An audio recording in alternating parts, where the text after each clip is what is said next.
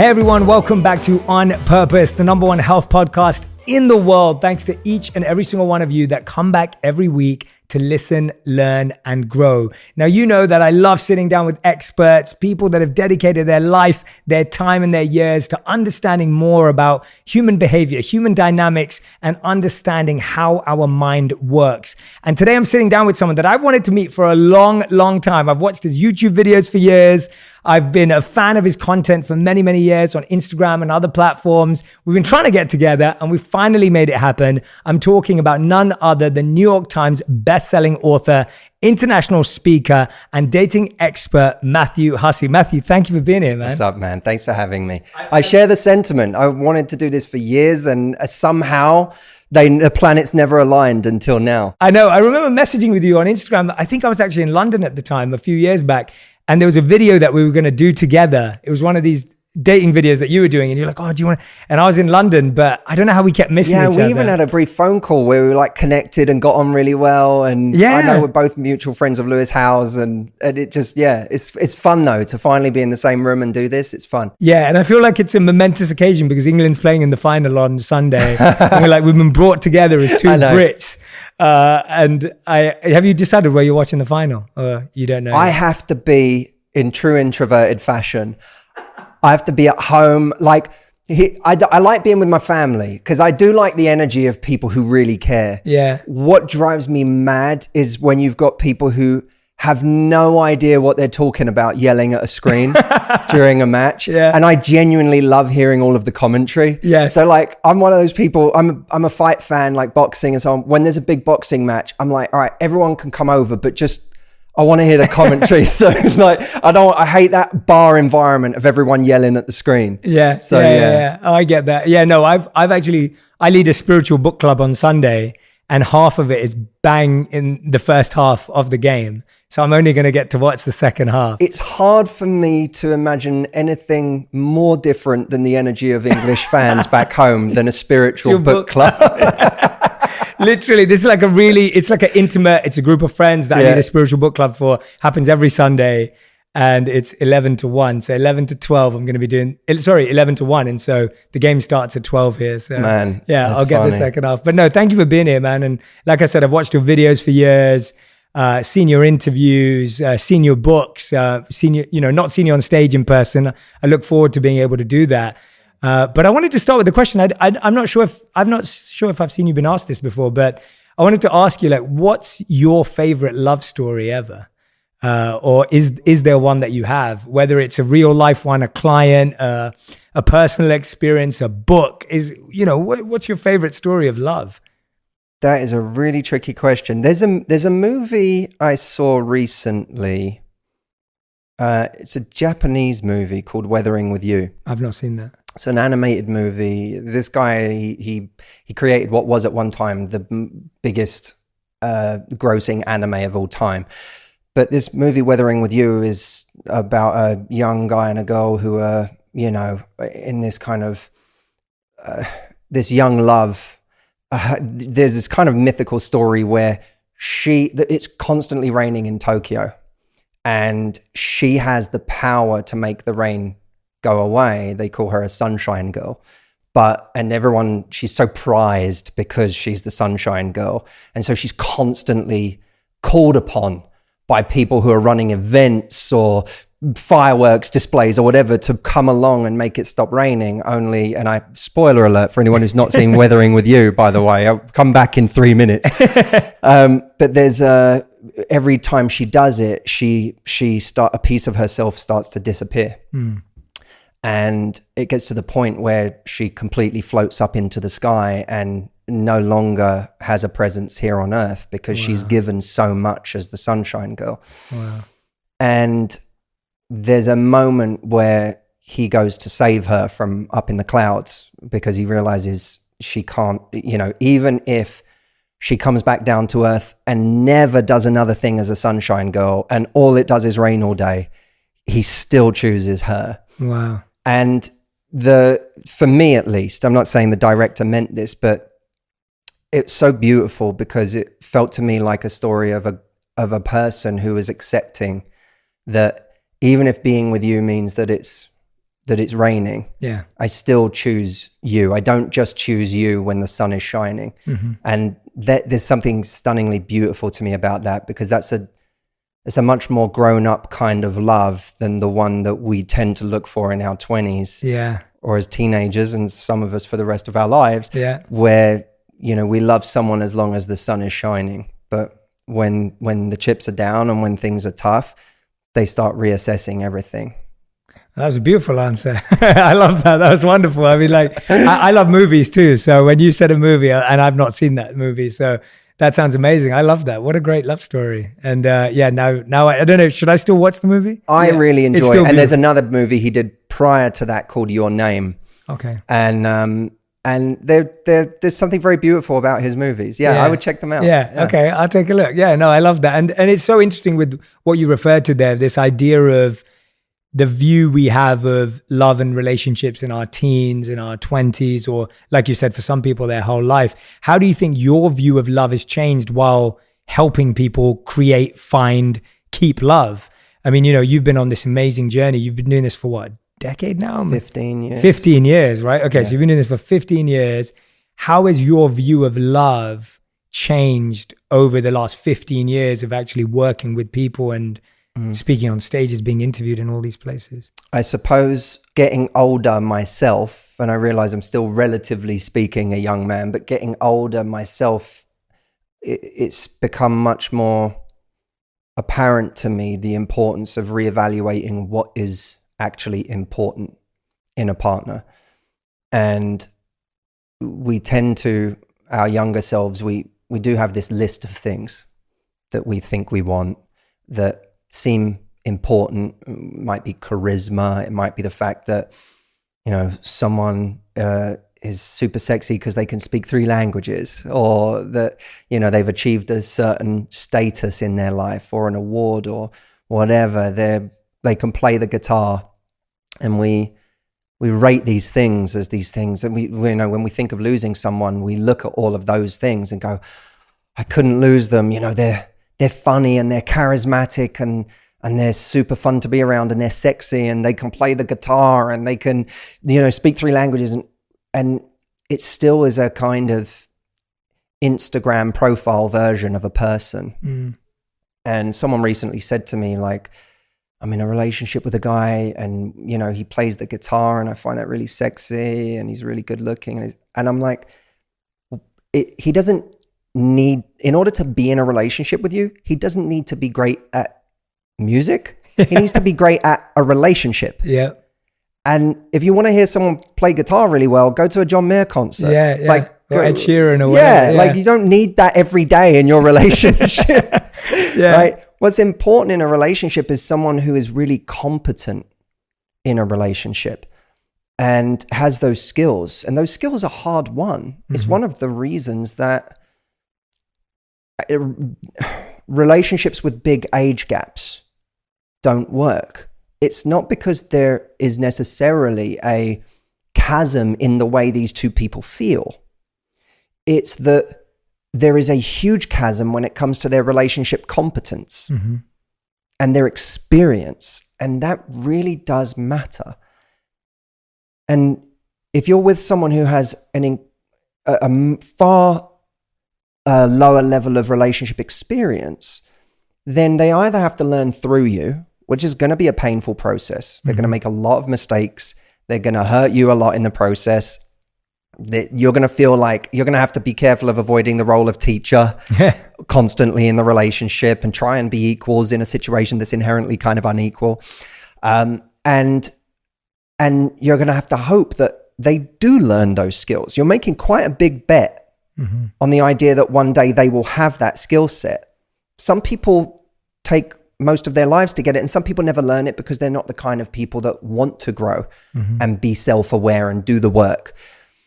And so I have come to really believe that my view of love has changed to the extent that I think, firstly, the idea of, you know, is it about meeting the right person or is it about being the right time?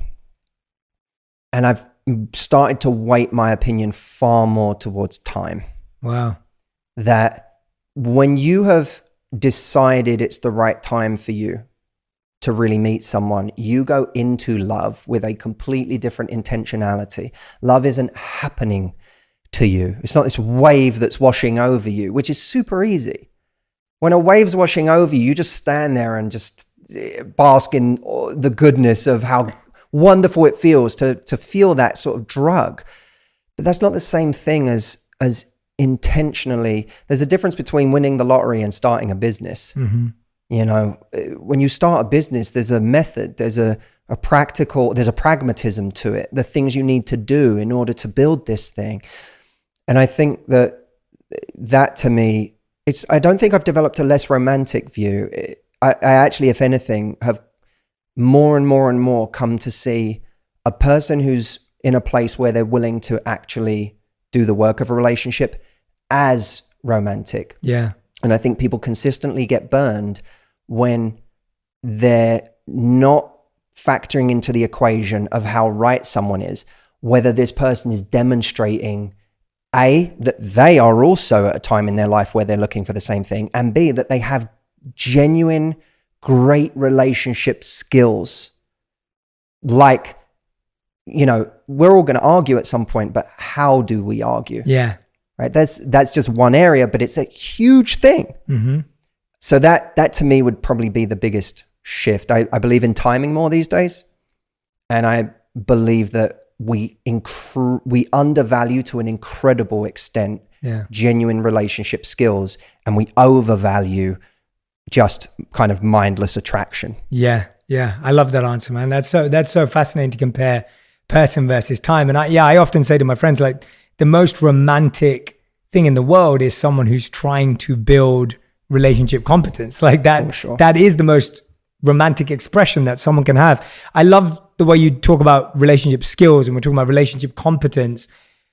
I find that actually, and I can say this for my relationships too, before I met my wife, and with now, relationship competence always felt like both people didn't have it. I don't think I was in many relationships where I had it and the person didn't. I actually think for many years, it was just both had, like me and the other person, we both had zero relationship competence. Yeah. How do you think people build relationship competence? Because it almost feels like, and you're right, and you know, I know we both agree on this, that you just expect to know how to be in a relationship, and you kind of just, you're almost expected to know that, oh yeah, you start dating and then you know what to do next. And none of us know what to do next or now. Tell us about how you go about building relationship competence, and what are the skills that you kind of break it down into for people to think about that? Well, firstly, I had very much the same experience as you. I always thought I was such a great guy in relationships. I really did. Like, same. I always thought I was so, you know, the line I always used to say about myself is, you know, maybe I wasn't ready, or maybe I wasn't in a place where I wanted the same thing, but I was a great partner while I was in it. It wasn't true. No. I was, what's the word? I was a gentleman. I was respectful. In many ways, I've always been kind. That's always been a through line of my life, but you can be kind and dumb. Yeah. And you can hurt a lot of people when you're kind and dumb, you know? And so I look back on myself, and sometimes it takes someone who's better than you at a certain part of a relationship, maybe not the whole thing, but they come along and you notice that they, you know, going back to that example, argue differently than you do. You went into fight mode, and they went into compassion mode and said, look, babe, I know you feel like this, but here's, like, the way you're reacting right now, here's how it's making me feel. And you go, oh, that was different. What was that? It's like you learned a new move. What was that move? I haven't seen that one before. I've been in relationships where I say this and then you give me the silent treatment, and then I feel justified in then being mean because you're going silent, and now we amp it up, and now all of a sudden you come across someone who takes you off road.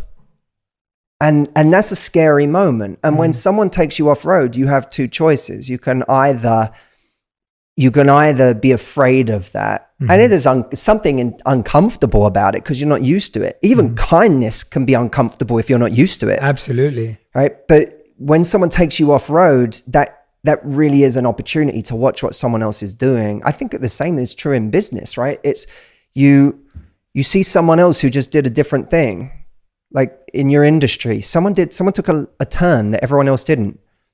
And you can either be the person who says, what's that? Why are they doing that? That's stupid. Or they think that's going to work. Like, or you can go, oh, that's interesting. No one else is doing that. Yeah. Why are they doing that? Let me check that out. Like, you could be curious about it, especially if you think, oh, there's something to that, what they're doing. Yes. So I think that the exploring areas where someone isn't doing the same thing as you, and it takes you into a different experience, that's not bad. It's like, it almost feels like, oh, this is uncomfortable, but maybe it's showing me something I'm not very good at. You know, maybe they went out with their friends and I picked a fight because I'm jealous about something that I think is, I've got this portrayal of what's going on, whatever. I went out with my friends and they said, hey, have the best night, babe. Yeah. And I'm like, oh, that's weird. Everyone I've been with so far is, when I go out with my friends, they get super jealous. Yeah. And that always makes me feel like I've got something to resist. Yes. Yes. But now I just went out and they said, have the best night. By the way, you look gorgeous. And I'm like, okay, what's that? Well, that's a new move. What's that one? You know, and you learn something and that you pay attention because you go, that was really interesting. That made me, my God, that made me when I was out, think about them half the time. You know, and think what a sexy, confident person they are. Yeah. I want to make her feel that when she next goes out. Yeah. Yeah. And that apparently that's how you do that. Oh, that's interesting. And you learn from it. So I think that there's a learning that we get from relationships. But in order to do that, you actually have to be in a space of being willing to put eyes on yourself. Yeah. And in a constant student mindset, which most of us are not. You know, we do go into relationships, a lot of us, thinking we know it all. We learned it all from our last relationship. But it's a cliche, but there's always another level. There are so many levels to life, and it fascinates me because I'm always thinking that. I'm just thinking, my God, there are so many people that are so good at so many different things. Like, I'm not saying everyone's better than us. They might be good at this one piece of the puzzle, but you watch how they do it and you go, that's really interesting. There's something to learn from that. But if we're constantly trying to defend our own position and trying to feel like what we do is the right way, we'll never learn that. Yeah. And I'm a believer in therapy or anything that gets you to look at yourself in a constructive way, and someone in front of you who's not going to give you the answers that you want. You know, I remember a long time ago, me saying to a friend, like, I was in this relationship and I was like, you know, this person wants to speak a lot, and I've got this and I've got this and I've got this. And I was expecting him to be like, well, she sounds like a lot of work. Like, she sounds really difficult, man. Like, tell me about it. And instead he went, I'm kind of with her on this one. Yeah. Like, actually, it's super important that he was like, he actually said to me something funny. He goes, I go to the gym 1/10 of the time you do, but I have a body like a bag of milk. He said, so you get what you pay for. Yeah. You know, and in your relationship, you get what you pay for. Yeah. You know, if you want it to be great, invest in it. And that's that friend or that mentor or that therapist. Don't ever see them again. Fire them immediately. They're worth their weight in gold because we surround ourselves with, you know, people, you know, men surround themselves with the boys club. Oh man, she sounds different. Oh, you know, that's so high maintenance, blah, blah, blah. And women surround themselves with their friends who sit around and say, I can't believe he did. I can't believe he said that to you. I can't. And half of them sometimes are sitting there going, you kind of seem like the unreasonable one here, but they don't tell her. Yeah. And then she gets further ingrained in this way of thinking. In fact, they even may amp her up and send her back into a relationship charged now and even more defiant. And now, you know, you get even more conflict. So those to me are some of the key ways to learn. And just to be open, always be open. Yeah, I love that. I love that. I think it's so true. And I love what you said about how like, it's not like you're going to meet the mentor in your partner or the coach or the guru, but like they may be just better at one thing, or they may be great at just one area of a relationship. And that's what you're kind of mining and picking from. When I look back at what you're saying in my relationship, I'm trying to reflect it. In my teens, I realized I had a serious issue with, I just loved being loved. And so I was kind. I identify with so much of what you said. I was always kind. I was always a gentleman. I was always like generous. But I realized that in my teens, I would go above and beyond to want someone to fall in love with me. And that's all I wanted. All I actually wanted was for someone to fall in love with me. And it didn't actually matter who it was sometimes. Like it wasn't even that I really liked them or knew them or understood them. I just wanted that feeling of this person loves me. And what would often happen is they would fall in love with me because I would be the perfect guy by giving them gifts and remembering this and whatever it was. And then I would feel like they're not giving me anything back. Now I feel like I'm the one who's doing all the loving and there's no love back, which I've only created myself because of my crazy cycle. Totally relate to all of that. And I was that guy too. And those guys will often look at guys who are kind of the textbook jerk. Yeah. And be like, well, he's awful. Yes. Like, you know, he slept with her and he completely ghosted her and he never called her again, or he disrespected, whatever. It's easy to point to that guy and be like, what a piece of crap that guy is. But we're more dangerous. Yeah. I would then break up with them because I didn't feel loved. And then I'd feel like I was the victim and that I'd been the one not treated well. And then my wife broke me because I did the same thing with her. I was always like, but she wasn't impressed by any of the ways I tried to love her, apart from being me. And that was when it all kind of like unraveled. And I was like, oh, I finally found someone who actually didn't want all the stuff I was trying to do to get her to love me. And so my wife was the kind of person who broke through that barrier because she just didn't care about the stuff or the memory or the gifting or the extravagant, like she hated all that stuff. And so all of a sudden my technique it wasn't even a technique. It was genuine in my delusion, but it wasn't working anymore. Right. And that's when I had to really look at it because I really loved my wife. And I was like, oh, I actually have to really look at this. And so she was the one who broke that and taught me that idea. That's beautiful.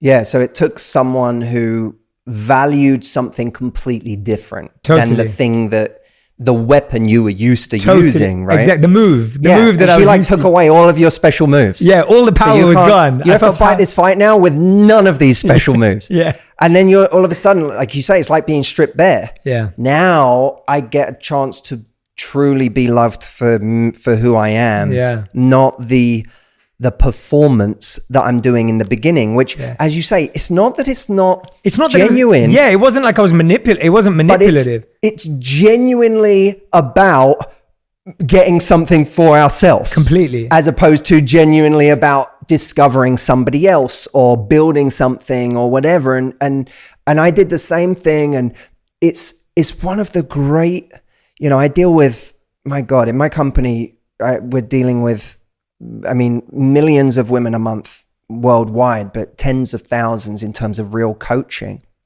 And one of the biggest problems is people falling for people really quickly. Yes. Falling in love too fast, where it's because they went on a couple of great dates with a guy and they can look at the date and go, he was amazing, and you should have seen what he did and how he was on the date and all of that. And the thing I have to always break down is that may not have been about you. Mm-hmm.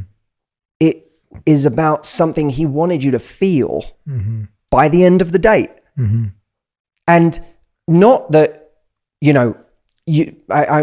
I kind of loathe this culture we have right now where everyone's a narcissist. Yes, we're so quick to label. Yeah. He's a narcissist. She's a narcissist. I'm like, not everyone, we all have a narcissistic streak. Absolutely. And we all exhibit narcissistic behaviors at time. That doesn't mean we're a diagnosable narcissist. Completely. But a narcissistic streak we all have early in dating and to differing degrees is the desire to impress rather than connect. Mm-hmm. And so we go on a date with someone and, you know, at the height of it, if someone's really on the extreme end, they will give the greatest date of someone's life. Yeah. And that person goes away and they're like, this guy is amazing, or this person. And they may have put on an amazing date, but you know nothing yet. Mm-hmm. And what's cool about your wife, you know, going through that process with you is, you know, I can imagine for her, it's almost like, well, I want to see how you are in week 4. Yeah. Or I want to see how you are in month 3. Yeah. And until you've been there, you really don't know how great of a partner somebody is going to be. Yeah. And that's what I mean by, you know, when you ask me about what I've really learned about love and I talked about valuing the wrong things, that's one of the big ways that it shows up. If you are getting crazy nervous on a date, you're already, that's already a reflection of the fact that you've valued the wrong things, because you're valuing this person's looks or their status or what you perceive them to be. But you're not valuing them in a relationship or in relation to you, which is defined by how much they give, how they connect with you, how they relate to you, how they see you. Yeah. All of that stuff is completely, you're at 0. Yeah. So how can you be nervous if you're valuing the right things? You can only be nervous if you're valuing the wrong things. Mm-hmm. If that, to me, is the key to eliminating nerves in early dating. Is that there is, I almost feel a little fatalistic about it, which is funny coming from someone who gives advice in this area for a living, because, you know, I do believe that we can influence situations with what we do, but we do have to have a bit of a dose of fatalism that the thing that didn't pan out wasn't the thing. Mm-hmm. The person who's still great in week 8 is showing you the right things. But if they suddenly ghost you in week 9, then it doesn't mean they would have been great in week 16. Yeah. They're like, oh, but they were the one, and I don't know what, I need closure. You have closure. Mm-hmm. That action was closure. What they showed you is they had 8 good weeks in them. Yeah. That's interesting. Yeah, that's interesting. It's the same as you'd say in sport. Like if you I was just thinking about sport while you were saying that. And it's the idea of like a player may have 1 good season in him or her. Mm-hmm. And then that player may have had 10 good seasons in him or her. And sometimes we have these players where we're like, oh, she's going to be the next, or he's going to be the next. And then all of a sudden, they don't give you that season. And in sports, we get closure by just going, all right, they had potential, but they didn't make it. But you're right, in love and life, it's a lot hard to have that mentality of like, they gave me 8 good weeks, but they didn't make it. Well, and you sit there and you obsess over someone who just left you, you obsess over what they could have been. Yeah. Right? That's what it is. Could have, you know, this was so promising. They were everything that I was looking for. This could have been. And anytime someone breaks up with us, you know, the heartbreak is the loss of the life we thought we were going to have with someone. This is what it could have been. This is what it should have been. Yeah. And my answer to that is, it would have been if it should have been and could have been. Yeah. Then it would have been. You're literally, you're grieving over something that was not, by definition, it wasn't meant to happen because it didn't happen. Yes. Like, yeah. It didn't happen. So this idea that it was supposed to or it should have is myth. It's a fantasy. It's science fiction. Yeah. But I feel like in relationships, we have this fantasy mind that's already written the script and the book and the trilogy before the second date is over. And so it's almost like relationship seems to be like the one area of our life where we write decades into the future and we can't help ourselves because we almost think that and it's almost like you're living, what you're saying is you're living off the fantasy, not even of the reality that's right in front of you. And so even when you're on a date with them, you're not even there because you're in your fantasy land of what you think it is. And that's where in so many ways, everything that you are, you know, your expertise in mindfulness and everything you've learned there is so important in dating. Because in dating, you have to be on the date you're on. Mindful dating is be on the date you're on. Don't be on date 2, but really you're not. You're on date 32. Yeah. Your mind has to be on date 2 with your body. Yes. And when people don't do that, that's where they start constructing a fantasy of where this relationship is going.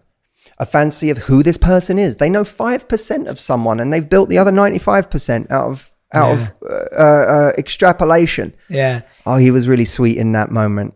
You know, I bet he's good with kids. I bet he's this. I bet he's that. I bet he's, I bet he's an amazing family man. I bet, and we've all had the experience of meeting someone who is incredibly charming, fun to be around. You went away from, like, as men, we sometimes go out and we meet another man and it's like we've been on a date with that man, and you come home and you go, he was so great. I was like, I loved him to bits. And he really charmed you. And then 6 months later, that person has really lost their shine because they're flaky. You realize they don't actually show up when you need them to. You realize that they kind of, it's that in The Talented Mr. Ripley, there's that great line. Oh, that's a great movie. Movie. There's a great line where Matt Damon is like, he's become the new chosen best friend of Jude Law's character. Jude Law's character's name's Dickie, and Matt Damon is feeling suddenly shut out, like out of nowhere. He feels shut out when 5 minutes ago he was like, this guy's my best friend and he loves me, and he says to Matt Damon's girlfriend at the time, he's expressing how he feels that he's not even expressing. She sees the look on his face that he's sad that he no longer has this like friendship that feels real to him. And she says, the thing about Dickie is when he puts his attention on you, it's like the sun is shining on you. Mm. And then the attention moves on and it's very cold. Yeah. And that's the experience of a lot of those people. But when you're taking the 5% of the sun shining on you and you use it to build the 95% that you cannot possibly know, you can't know who this person is when your brother gets sick and you need to travel to the hospital to be with that person and you need support in that moment. You can't know how that person is when you're having an anxious moment and you need someone to show love and compassion towards you, and this anxiety that you can't seem to control, and what you really need is a loving teammate to be there with you and not to judge you. You can't know what this person is like in year 3 of a relationship when you need to make a shift in your sex life because it feels like that part has become staid, but you need to work together to figure out. You don't know what that person is like in those stages. So thinking that you have all the answers because you've been on even 10 or 15 dates with this person and had a wonderful time is a fallacy, a fantasy. There's a great the relationship itself is about every stage of it and the effort that's put in. And there's a story from Bukowski where he slept with a prostitute. Every romantic story begins this way. He slept with a prostitute, and he woke up to her having stolen his poetry, and he was so upset, so mad. That's terrible. Yeah. And he wrote about it, and he wrote a piece that was all about how you could take anything, take my money, take the other stuff in the apartment, take it all, but please not anything but my poetry. And the whole piece finishes with the line, and then God said, crossing his legs, I see where I have created a great many poets, but not so very much poetry. Wow. And the idea is that, the person who has potential in a relationship is the poet. Mm.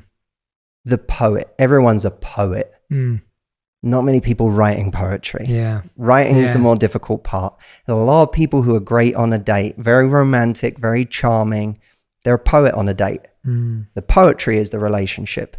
Mm. And you shouldn't, Bukowski was upset because his poetry was taken, the thing he'd worked on. And that's how it should be in a relationship, is don't get upset because you lost a poet. Poets are a dime a dozen. Poetry is rare. Mm-hmm. People who are willing to write the poetry of a relationship, people who are willing to stick it with you for a year, 2 years, 5 years, 10 years, that's really rare. And we need to start valuing the poetry far more than we value the poet. Yeah, I love that. What a beautiful analogy. Let's talk a bit about that poetry, because I feel like what's amazing is we convince ourselves more of the fiction when you are lusting after that person's looks, fame, prestige, whatever they have that you're attracted to. It's almost like then even if they do a million bad things, like you said about the guy playing the guitar or whatever it is, it's like, you're like, oh, but he's so, or she's so, whatever. But tell us a bit about what to look out for. So when people are out there, and I know what I love about what you do is that, and I love this conversation, by the way, so far, because it's philosophical and it's real, but you're great at getting practical too. And I see that in all the work you put out. What's some of the practical things that people can look out for? I know so many friends who are in early relationships or just started to date someone or finally met someone. Yeah. What can they look for in those moments? Or is it looking for anything? Maybe that's even the wrong place to start. I think so we have a duty early on to bring our best to the table in as much as we can. We're all going to make mistakes. We're all going to have anxious moments or jealous moments or moments where we let our insecurity get the better of us, moments where we let our anger get the better of us. Everyone's going to have these moments, but we want to try and put our best foot forward. But I always think that we learn a lot in the moments where you have your first fight or you reveal something about yourself and you see how they react to it. You know, do they react with compassion or is there immediate judgment? And I don't mean a moment where you kind of try and perform. Yeah. I mean a moment where you genuinely are brave enough to let someone in and be seen. Yes. Does this person, do they see you? Do they acknowledge you? And do they show compassion and curiosity about why you are that way and what's happened in your life to get you there? Are they looking to figure you out? And who you are is a wonderful, wonderful sign, because a lot of people are just in a relationship and they're sleepwalking. Yeah. They're enjoying it. They're enjoying the fruits of the relationship, but you don't get the impression someone's really trying to get to know you. You don't feel seen by that person. The person who's actually asking questions of you, the person who's looking to understand the good and the bad in you, and who elevates the good and soothes the bad, that's something very beautiful to look out for. The person who can come back and say sorry, as of course, and I apply the same standard to both sides. Yeah, of course. But the person who can come back and say sorry, you know, again, we all, with one of my staff in my company, when I say, you know, when I give them a difficult piece of feedback, I don't expect them to smile in that moment. Yeah. I don't expect them to like take, you know, I would hope that they don't react in a really negative or toxic way, but I don't expect them to have an easy time with that. But if that person can go away over the next few hours or days and then come back and say, you know, I really thought about what you said and I'm going to work on that. That's something to look for.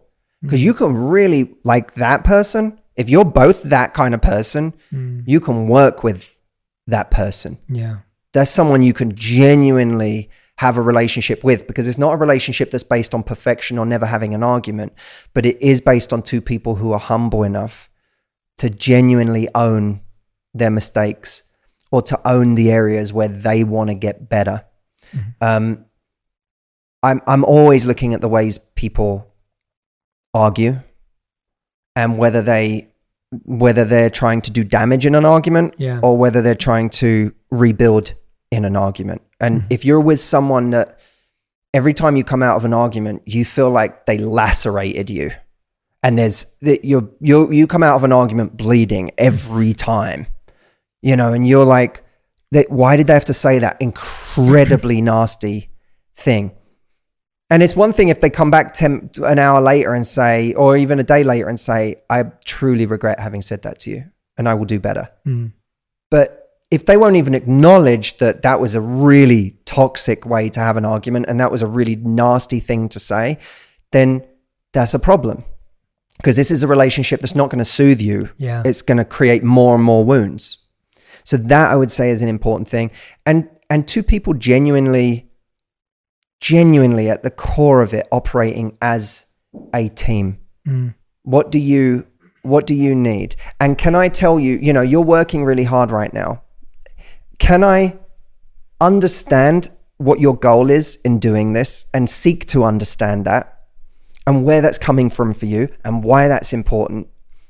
But can I also voice to you that I'm not feeling very loved right now, and that maybe it is just my insecurity, or maybe that, or maybe I don't have many things going on in my life right now as you do in yours, but I know one of the effects is it's creating some anxiety for me, and it's making me feel like you don't love me as much as I love you. You want an environment where you can have that real conversation. And it then, to me, a relationship is no longer about right and wrong. It's about the conversation. Can the conversation be had? That, to me, is one of the greatest signs of a relationship you should hang on to. Is, can the relationship be had? And can it be had in a beautiful and productive and loving way? Because that's all, David Brooks said marriage is a 50-year conversation, right? Is that conversation, does it feel good? Doesn't always feel comfortable, but does it feel like this is a conversation that is making me better? Or is it a conversation that's always making me worse? I love that. And I think it's such a vicious cycle though sometimes, because I find that you get into an argument, like you said, which I think the first argument is such a great, it's such a great marker to put down as let's reflect on this. I think that's such a great way of putting it that you said. And if you look at that, often what happens is the person reacts badly. It's natural. You react badly too. And then you're waiting for that person to make up, and that person's waiting for you to make up. And then maybe you go ahead and put the first hand in, but then now they deal with the second bad, and now you're waiting again. And I feel like we get lost in this like waiting game. And I kind of got to a point where I was just like, I want to make sure that I am leading this conversation. So a conversation that me and my wife always have is, I'll always check in with her and be like, is this relationship going in the direction you want it to go in? Like, is this going in the direction? Is this relationship what you want it to be? And if it's not, what do you want it to be, and what are you willing to do to get there? And I'll always be like, well, this is not how I want the relationship to be. And this is what I want it to be. And I find like that conversation for me is really healthy. And I'm always happy. One thing that I've got to right now, and I think my wife has this in different parts of our relationship, I'm always happy to take the responsibility for the quality of the relationship, because I'm in it. In the same way as I'm with my company, in the same way as I'm for this podcast, in the same way as I'm for anything. It's like, it's easy to sit there and go, well, what are you bringing to the table? And I realized at one point where I was like, if I care about stuff, I've got to be okay with grabbing onto the reins. And the funny thing is, I started to realize that actually there are plenty of times when my wife does that. She just does it in different areas that I don't notice. And so it can feel like I'm carrying the burden, but actually that's not true. I'm taking responsibility where I thrive. And actually she's taking responsibility where she thrives, and I don't even notice that. And that's when I started to feel healthier, rather than like, I was like, well, where you show up? Like, what are you doing? And I remember when I was a monk, the teachers would always tell us that, you may sit in a class with a non-charismatic teacher. So they were like, some of the monks are not going to be the most charismatic, the most attentive, the most dynamic teachers of the texts and the spiritual scriptures. And they were like, but if you're a student that's 10 out of 10, even if the speakers are 1 out of 10 in presentation, you're going to get lots. But if you're a 1 out of 10 and the speaker's 10 out of 10, then they're lifting you up. But by the way, if you're at a 1 out of 10 and they're at a 1 out of 10, that's all you're going to get. And it's kind of like what your friend said about the bag of milk. The idea of like taking your own responsibility for if you want to be in a relationship. I'd love to hear your thoughts on that. But that speaks again. You're so right, Jay. And it's truly beautiful that you have that in your relationship. And it's also brave, because those conversations are not easy. And people can say things in those conversations that can scare us. They could say, well, I'm not happy because I want it to go in this direction. Yeah, I've heard that too. Yeah. Oof, or I didn't realize you were unhappy in that way, or I didn't realize you felt like that. It takes a lot of bravery to have conversations like that. And I commend you for that. And I think that's one of the things a lot of people aren't willing to do, is step bravely into an area where they could be criticized. But I think it is one of the most important aspects of a relationship, is being able to do exactly that. So no, I think it's a stunning thing. Well, it's uncomfortable, like you're saying. It's not, and I'm not sharing it as like we've perfected and we've got it right. I'm just saying that that's what we've had to do in order to, like, you know, we're only at year 8 in our relationship, year 5 in marriage. But it's like, that's what I've had to find these, what you're saying, like the 50-year conversation and the idea you're saying of having these, like, I've noticed that without these things, you could go years without changing anything. But speaking of what you said with the idea of the monks, that to me goes back to the, you know, what I was saying about timing being important. Yeah. I do believe when you go into a relationship with genuine purpose, and even when you go into dating with genuine purpose, you go on a dating app, because a lot of people out there listening to this won't be in a relationship. They'll be right now in the crapshoot of dating apps, trying to figure out how to navigate. When we're intentional, we bring a different energy to the things we do. We bring a different energy to a person. And in in early dating, I think that when you're really intentional and when you really are like, I'm looking for a real connection here, you don't actually judge people as quickly. Yeah. You don't dispose of people as quickly, where you just go wrong. You start actually looking for what could be right. You start, and I'm not saying ignoring abusive and toxic behavior. I'm just saying those superficial things, we just, decide, no, they don't meet this checklist, they don't meet this one, or whatever. We lose that, because what we're looking for is deeper, and we start genuinely seeking to, like, we're on a date and we start going, let me really find out who this person is. Yeah. Like, let me really see them, and let me not be judgmental of them so quickly, and look to understand them. And the reward for that is that this person now actually feels seen by you. Yeah, that's great advice. And they now give you a different energy than they may have given on the last 10 dates. Yeah. Suddenly they blossom on the date differently because of the energy in front of them. There's a Mitch Albom wrote a line about, if the culture isn't serving you, then you have to be brave enough to create your own culture. And in dating, for so many people, I get all the complaints about dating these days. It's superficial. It's everyone's flaky. No one goes on real dates. No one's trying. No one's really committing. No one wants a real relationship. It's like, okay, so what you're describing to me is what you perceive to be a culture that's not working for you. Yeah. But if that culture isn't serving you, then create your own culture that surrounds you. And your culture can be powerful, not for the world necessarily, because for that, there needs to be a combined cultural shift. Yeah. But in your micro life, in your micro problems and opportunities, the culture you create will have an impact on the people around you. Yeah. And the same way, I said, if you go into a room at a party and you say, I hope this party's good. Well, now you're a victim to however this party is. Yeah. If everyone seems kind of closed off and mean and, there's cliquey and it's like, oh God, then you go home and you say, oh my God, that party was so, it was one of those horrible parties. But if you go in and you say, I'm going to, at the very least, be responsible for a part of this party. Yes. Yeah. I'm going to go in and I'm going to give the love and the energy and the compassion and the authenticity that I would love for people in this room to join me in giving. Some will, some won't. And by the way, that's also good because it will help you find your crowd, right? Yeah. So you find your crowd by being the thing you want to be, not by hoping that your crowd elicits it from you. Completely. You found your crowd online by going out and being an energy that you wanted to be first. And then that crowd noticed you. It's like a lighthouse. All the ships start knowing where to come home because they see the lighthouse. That for me that's one of the most beautiful things about giving energy early on. I see dating, not just relationships, but I see people in dating these days. The game is who can try less, who can be cooler, who can be more indifferent. And that's honestly not the way to do it. That's certainly the way to attract someone of a lower frequency. I love that. Yeah. Right. You can certainly attract someone who wants the game, who's got the demons that make them chase someone who's not into them.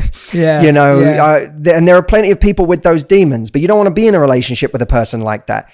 Because for sure, a person like that, the moment you stop playing hard to get and you turn around to meet them, they're not going to be interested in you anymore, because their demons will tell them, this person likes us now. This person's no longer cool to us. Yeah. They were only cool to us as long as they didn't like us. So you can't ever. So messed up. Yeah. But it's, it's that Groucho Marx thing. I wouldn't want to be a member of any club that would have me as a member. Yeah. That describes dating insecurity amongst people like that. That person doesn't want me, they must be a catch. Yeah. Right? Yeah, exactly. And so what we have to do is when we give a little more energy in dating and say, you know what, this person who I've known for 5 minutes, maybe I'm not feeling much energy here, but I'm just going to give some energy. Mm-hmm. I'm going to give an amount of energy I'm willing to lose, right? That's a key way of looking at it. Yeah. What you don't do is you keep trying with someone who's not giving you equal energy back. That then becomes masochistic. Right. But giving an amount of energy you're willing to lose. I always think about that in every interaction. That's so true, yeah. Give an amount you don't mind losing. Yeah. It's like going into the casino and playing like roulette. It's like, all right, I'm in Vegas. I'll give like $100. Yeah. And then I'm not spending anything else here in these casinos. That's it. Yeah. For me, it's normally like $10 because I'm not a gambler, but you just decide, what am I happy to lose? And it's the same with energy. It's, I'm dating right now. I want to find someone amazing, someone beautiful. I'm going to give to everyone I interact with an amount of energy I don't mind losing. Mm-hmm.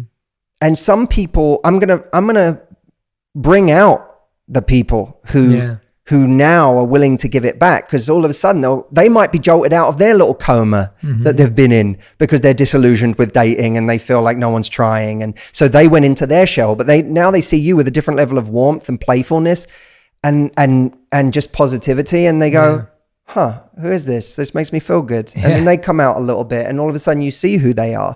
You wake them up a little bit, and then there's a bunch of people you won't, and that's okay because you were willing to lose that much energy. Yeah. But what people do instead, they do a far more dangerous thing of being afraid of the rejection from people that they approach or talk to in the first 5 minutes. God forbid I get rejected in the first 5 minutes. But then they'll meet someone where they have a bit of connection and chemistry, but who isn't trying, who isn't giving them equal energy. And they'll keep pouring energy into that person month after month after month, when they're not getting the same in return. Yeah. And they think that's safer than going out there and getting rejected by a new person. Yeah. But actually, this is the dangerous one. Yes. The being rejected in 5 minutes by someone who doesn't even know you, who on an app, how much can someone really reject you anyway? Yeah. And we all know our experience. We've all chosen people in life who on an app, we might have swiped right past. Absolutely. Right. So we know from our own personal experience that if we get rejected on an app, it doesn't even mean that person wouldn't like us in real life. Totally. Yeah. Right? But we're so afraid of that rejection. That's mortal fear, is that rejection. And yet, continuing to waste months or years on someone who's giving us unequal energy is something people happily do. They spend that time like it's nothing.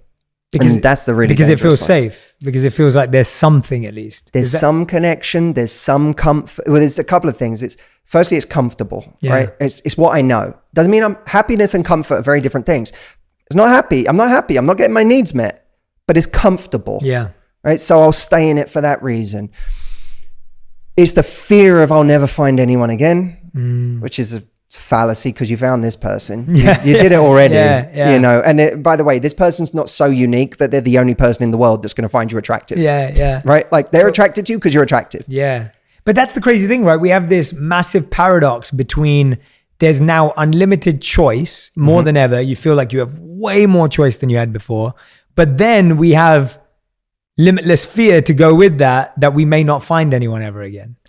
Like it's that weird thing, right? Like it's the idea of like, I've never had to online date or app date. Right. I became a monk when I was 21, and then my wife's the only person I've been with since I left. So Which is a really impressive age to become a monk. By the way. Right. I feel like that's uniquely impressive, is becoming a monk at 21. Well, I started at 14, so I had 7 years.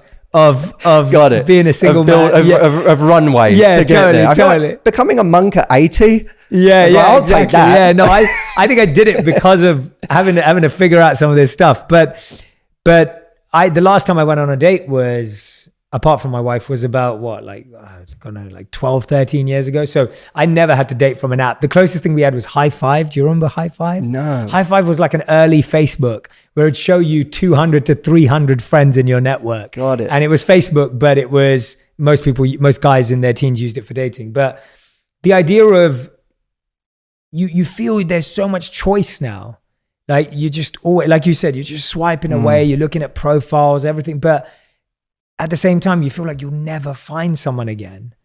What's happening there? What are you seeing there when you're speaking to people? I think it's a combination of things. It's people aren't experiencing, for a lot of people, they're not experiencing what they see as an endless ocean of choice. Yeah. What they're experiencing is an endless ocean of disappointment. Wow. Of constantly talking to people with it not going anywhere. Wow. Being ghosted. Talking to someone and that person never actually takes them up on going on a date. So it's like we're living a computer game version of dating, but I'm not actually meeting up in real life. Or, meeting someone, it seems to be going well for a few dates and all of a sudden they disappear and, they're not interested anymore. It fizzles out.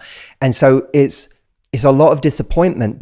But the ironic thing about that is that on the flip side, people experience that choice in a negative way. So what they feel is, the person I'm going on a date with has endless choice. Wow. And that brings out all of my insecurity because I feel like how can I possibly compete with what Bo Burnham says is everything all the time? Yeah. I can't compete with that. I can't compete with you having access to everyone in a 10-mile radius or more if you choose to have more.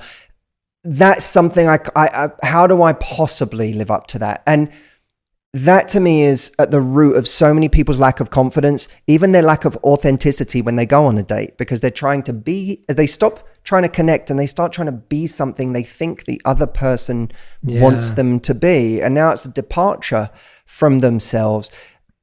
Now, to me, the lesson here is the same as, one of the things I really enjoy about working with people in their love lives is that it's so transferable and universal to other domains.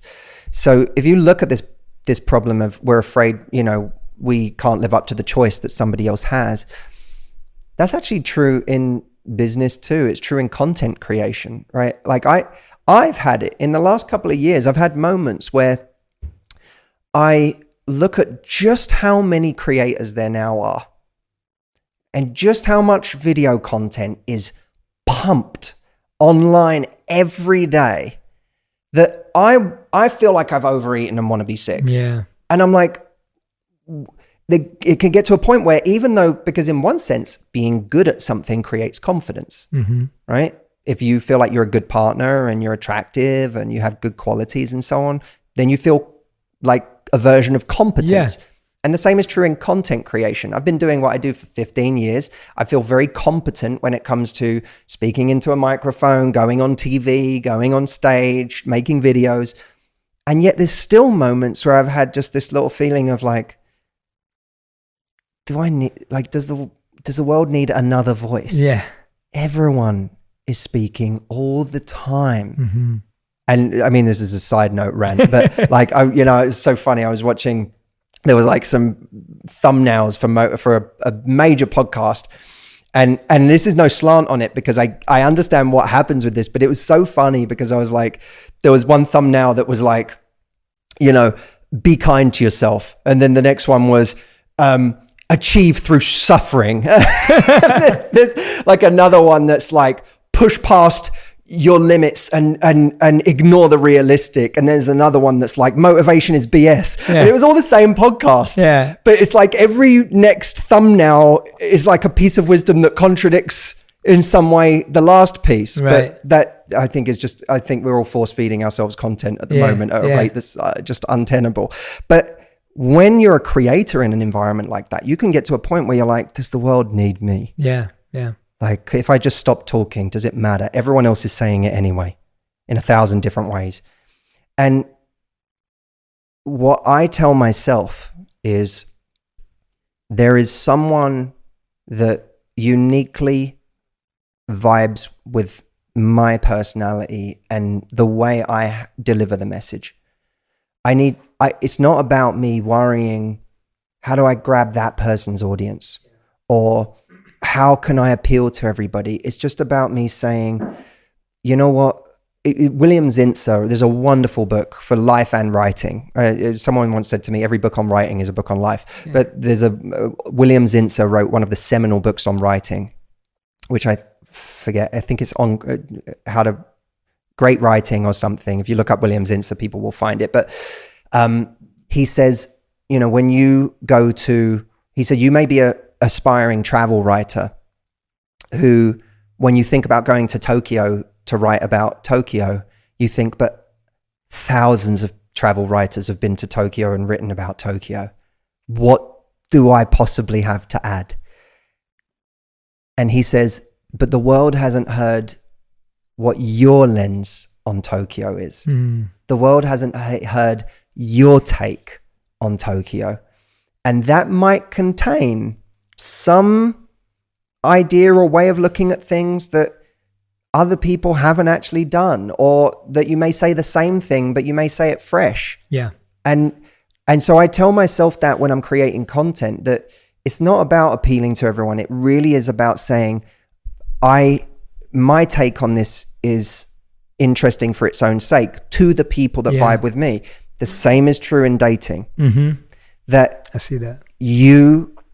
There is a specific audience for you, and it doesn't have to be 99.999% of people. Yeah. If you're looking for a serious relationship, it just has to be one. Yeah. Those are amazing odds. That's a great analogy. I love that. It resonates. You're so right on both levels, and you're spot on. It's weird that in dating too, we want to be attractive to everyone. Yeah. We want everyone to feel, just as a content creator, you want everyone to feel a certain way about you. And so I think that's such a great way of looking at it. And yeah, I love the idea, the writer you mentioned around the voice on Tokyo. Yeah, I always feel that. I'm like, we need more faces and more voices, and because there are just so many people that you can connect to that I can't connect to, and vice versa with everyone else. And I see that all the time, that whatever field you're in too, right? Like I always say, like, there's enough space for the best athletes, the best actors. Like there's so many actors, there's so many actresses, but there's always a new person that kind of makes it in and wins the upcoming actor award. That's really true. Actress award, because you kind of want to discover, and you also want the idea of discovery. And I think people almost make it like, I think we've always made it about like, oh, who's your top 3? Who's your top 5? And the people that actually are watching and listening, they don't see it in a hierarchy. They just are like, oh, I listen to this group of people. Right. That's usually how people think about it. I feel like, even if someone asked me like, who are your favorite authors? I don't have a categoric like number one author. There's a group of authors that I love reading from. Yep. And I feel like that's how people, and in relationships, obviously, like you're saying, it's a much smaller pool, but you having that intention is going to be much more clear. But tell me about your take on changing people. I wonder how much you get people saying, I'm with someone, I met someone, they have potential, I think I can change them. There's a quote from, I think it's Jacob M. Broad, where he says, consider how hard it is to change yourself, and you'll understand how foolish it is to think you can change somebody else. Yeah. And that people should really let that sink in. Because in the beginning of January, 60, 70, 80% of the world decides they want to get fit and healthy. Yeah. What percentage of those people get fit and healthy? Yeah. Those are people who want to change. They didn't make that resolution for nothing. They made it because they want that. Yeah. It's not someone saying to them, you should really lose weight, and them going, I'm fine. That's someone saying to themselves, I should really lose weight. And they still can't do it. Now, consider being in a relationship with someone who's not even admitting that they need to change and thinking that they're going to change. It's hard. It would be on your behalf, and I'm not saying it would be wrong to trust someone when they say this, but it's still speculative Yeah. if you or I are in a relationship and you say, Matt, I'm going to change. That's still speculative for me. You might. Yeah. It might be too hard. Yeah. But it might be worth me staying if we have a lot of love between us and you're saying I'm going to change, because I say, you know what? That's if you're really committed to this, then game on. Let's do this. Yeah. But in order for that to happen, you have to first acknowledge that there's something to be changed, and then show desire to change it. And frankly, to have any real credibility, show a plan for changing it. Yeah. When two people are in a relationship or two people break up and a woman comes to me and says, 2 weeks later, he came back and he said he'll never, he wants me back and whatever, and he's not going to hurt me again. I always say an important question to ask is, why would it be different this time? Not from an emotion, not from a charged place, but a real curiosity. I get that you're telling me. Yeah. Has that person even thought about that part? Right. 2 weeks later, which is a suspect time anyway, right? Because this is you're very much in the panic stage of, I'll say anything to get you back right now. Yeah. That's not considered.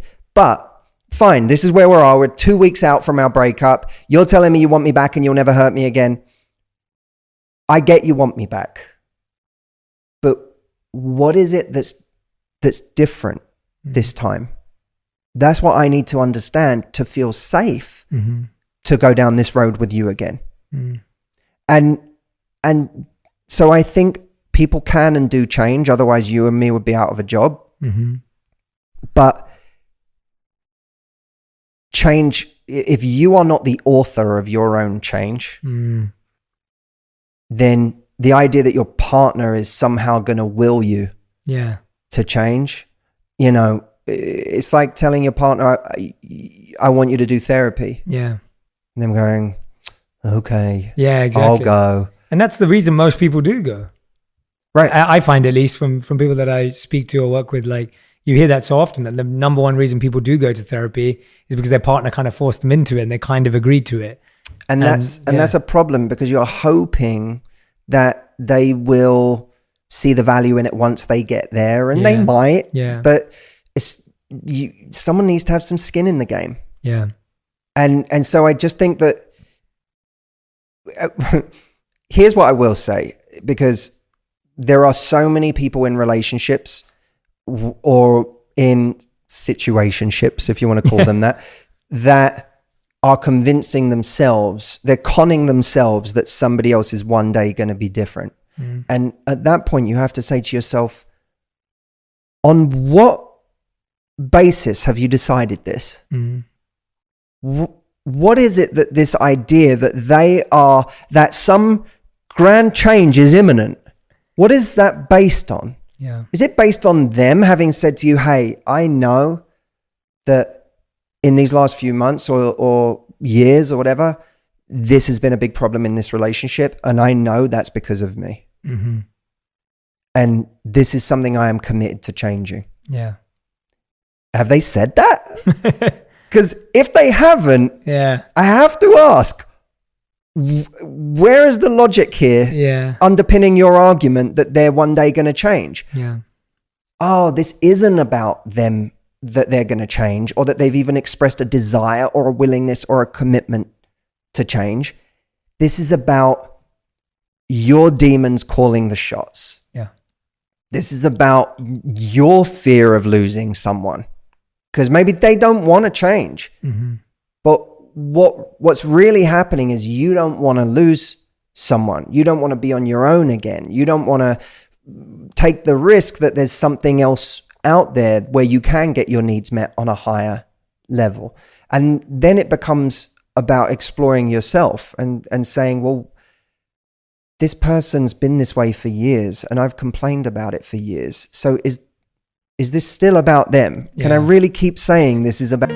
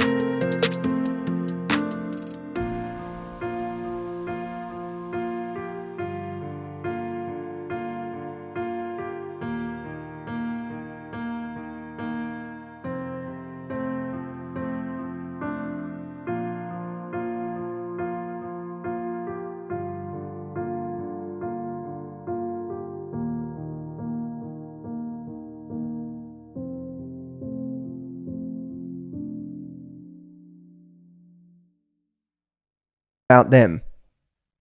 That's so powerful, man. That really like hit a chord, and I hope that everyone who's listening and watching, that drops and sinks in for them as well, because what you just said there, I think that's the dilemma that most people are in. Do I stay or do I go?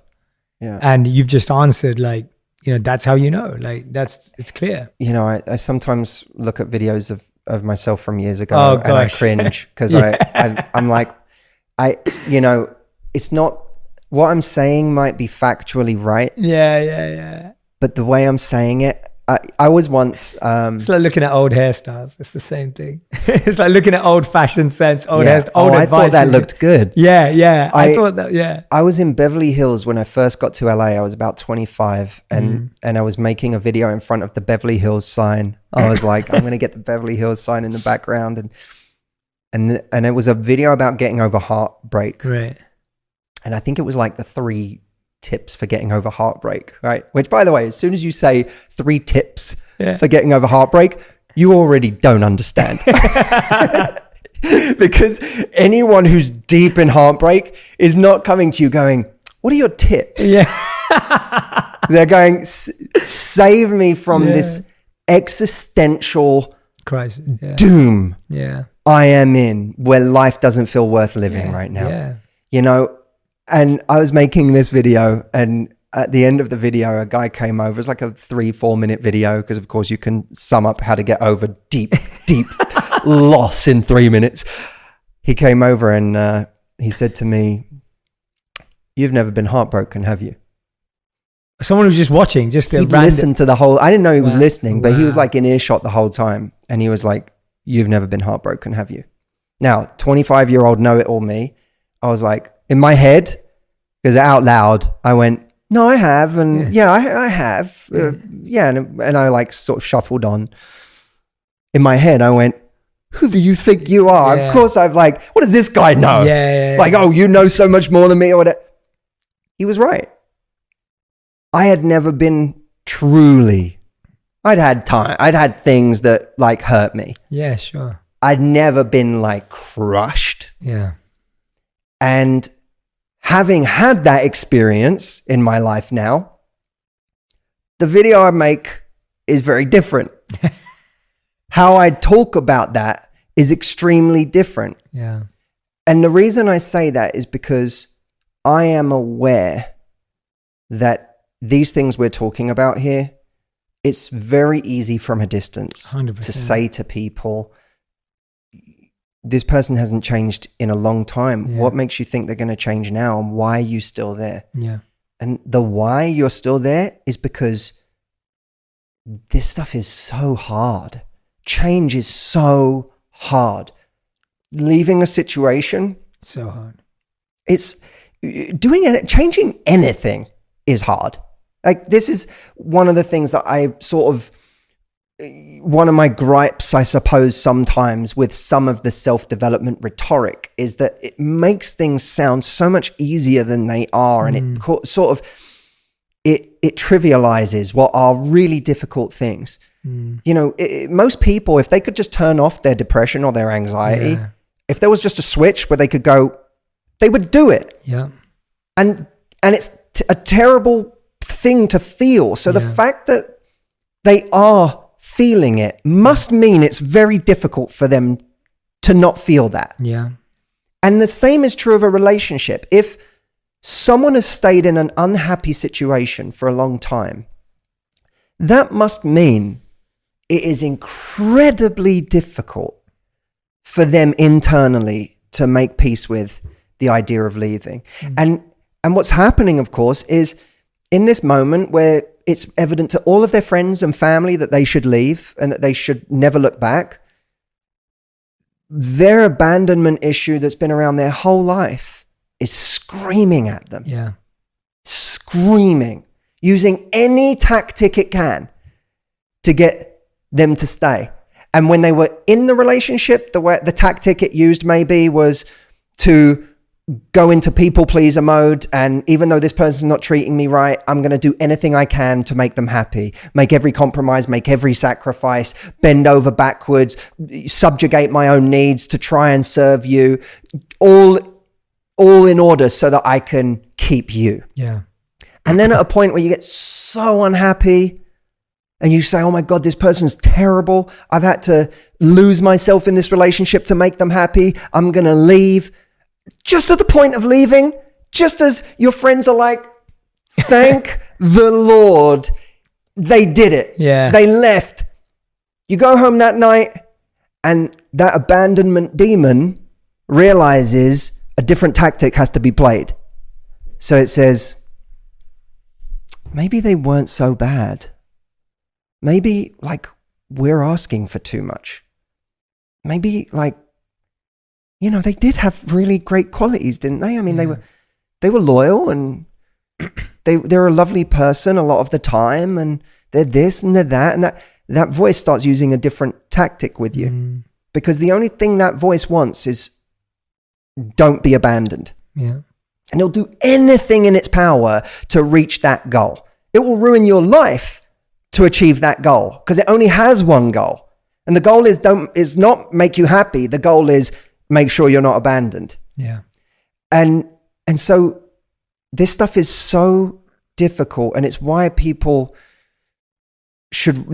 in those moments, if anyone is listening to this, and if you're listening to this and you're in an unhappy situation, I get it. I get how hard it is. And taking the time to really say, one of the things that can help is to say, this demon would come out with another person too. So it's not really about this person. To that extent, at least, I can depersonalize this and go, it's not really about losing this person. It's just about losing a person. Yeah. And I can carry this demon with me to the next one and the next one and the next one. So, but I think people should be compassionate to themselves, but if they're struggling to end something difficult, but extend that compassion to your future self. Yeah. Because truly extending your compassion to your future self is doing something that gives him or her a shot at a happy and a peaceful life. And if you know that all the evidence has told you it does not reside here, then compassion towards your future self is leaving, even if for your present self it's deeply painful. That's so powerful, man. That's amazing. I'm so glad that you brought it to that, and your reference to just how people could switch it off. That I remember when I read that statistic the first time, that we have 60 to 80,000 thoughts per day, but 80% of them are repeated.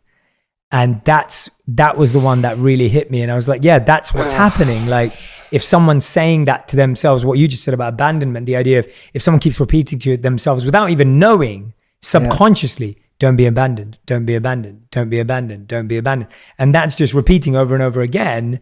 When you hear the advice of like, oh yeah, you should be able to leave or walk away. Of course it's hard, because that's one thought amongst 60,000 thoughts or whatever it is. Yeah. And so it's a complete rewiring that needs to take place. And it's not just about cutting the wire, right? Like we're just like, oh yeah, I'm just going to cut that thought out. And it doesn't work like that. It's completely shifting it around. And so I love what you just said, that, you know, I'm so glad that you took this conversation there, because without that, actually, it's not even possible to rewire, because you're just trying to cut a wire that can't be cut. It's not possible to cut it. And even if you cut it in the form of ending this relationship, the issue's still there, and you'll latch on to the first person you find on the way out. Exactly. Matthew, we've talked about so many things today. I want to ask you, is there anything that I haven't asked you to share before we dive into the final five? Is there something that's in your heart, in your mind, that's intuitively there for you that you feel like you need to share with everyone today before we dive into the final five? I suppose, if I may, I'd love for you to.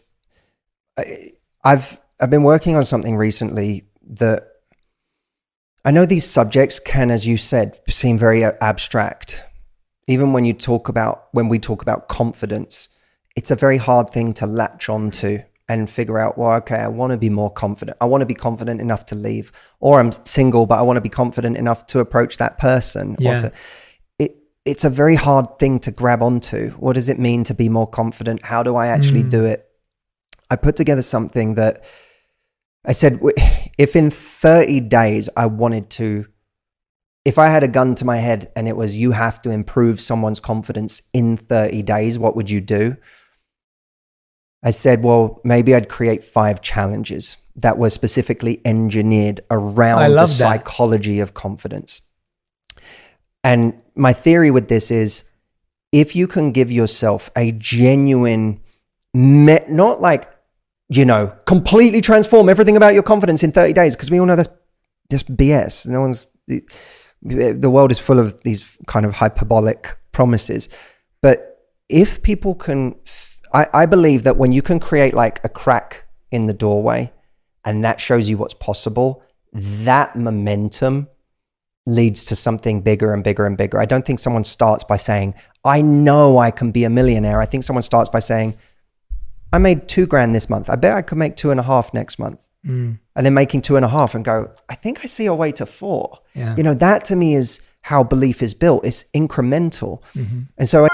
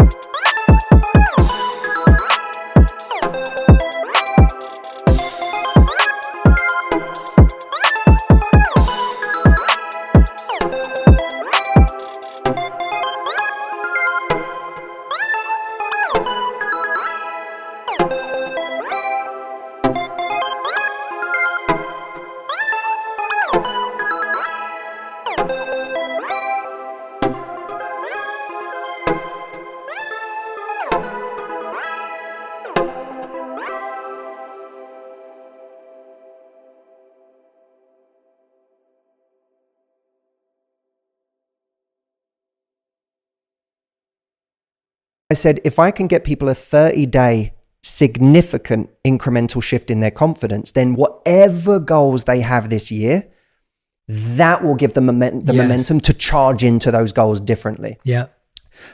So I put together a place where there's an initial kickoff call that I'm doing with everybody, where I'm going to take them through those 5 I love that. challenges. We're going to go through them together as a blueprint for 30 days. And then the timer of the 30 days is going to start. And everyone's goal as a community is to do those 5 challenges over those 30 days. And that's awesome. Literally engineered them based on the psychology of what I've learned about confidence over 15 years. If I may, I would say... I'd love that. Where can people sign up? Yeah. If you go to mhchallenge.com, that's my initials, MH and challenge.com. There's a place where people can sign up and they can join that challenge. But we already ran it once, and it was the results have been really beautiful because everyone's writing in and saying, I just ticked off this challenge. Too, I just did this. I just did this.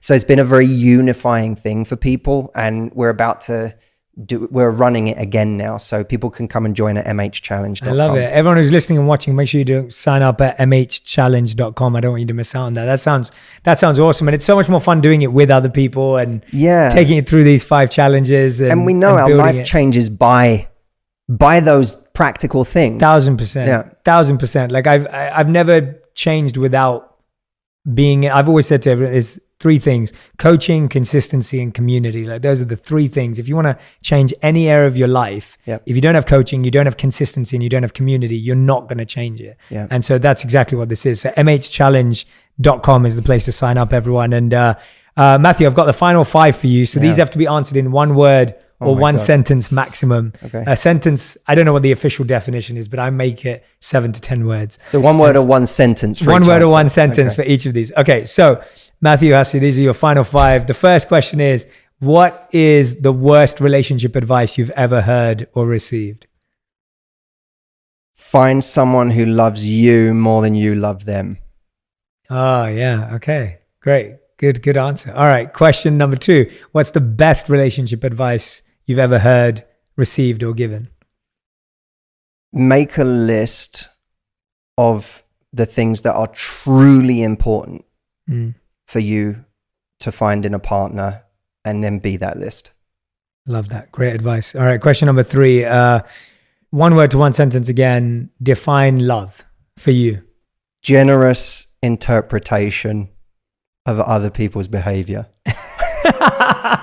That's a great definition. I was not expecting that. That's awesome. That is a great definition. All right. Question number 4. How would you describe your current purpose in life? To make people feel less alone in their suffering. That's beautiful. I love that, man. That's really special. All right. Question number 5. If you could create one law in the world that everyone had to follow, what would it be? I don't think I can beat the golden rule. The Confucian, do to other people or treat other people how you would want to be treated. I don't think I can beat Confucius on that. I love it. Matthew Hussey, everyone. Please go follow Matthew on all social media platforms, YouTube, Instagram, Facebook. Go and check out the mhchallenge.com. Don't forget that you're getting 5 challenges in confidence with Matthew for that as well. So make sure you go and check out mhchallenge.com. And please tag me and Matthew on Instagram, on Twitter, on any platform that you use with your biggest takeaways from this episode. We want to see them. You know that I love sharing those insights, and leave a review as well with your big takeaway from Matthew's episode. Matthew, thank you so much for doing this. I hope this is the first of many that we get to do this for. I do too. And can I say it's been an unbelievable pleasure to do this, and you're incredible at what you do, and the way you bring yourself even to an interview like this is, people don't realize the level of pro in the way you interviewed, the way you listen, the way you, like, I sat here learning about listening from watching you listen. And that's exactly what we talked about in a relationship, right? You see something in somebody else that they're doing really well, and you go, wow, I want to be as good a listener as Jay is right now. And to watch you, we have mutual friends, but to watch what you have done over the last few years is a truly extraordinary thing to behold. I know what kind of resourcefulness and initiative and proactiveness it must have taken for you to build this thing that you've built, which is just extraordinary. And I'm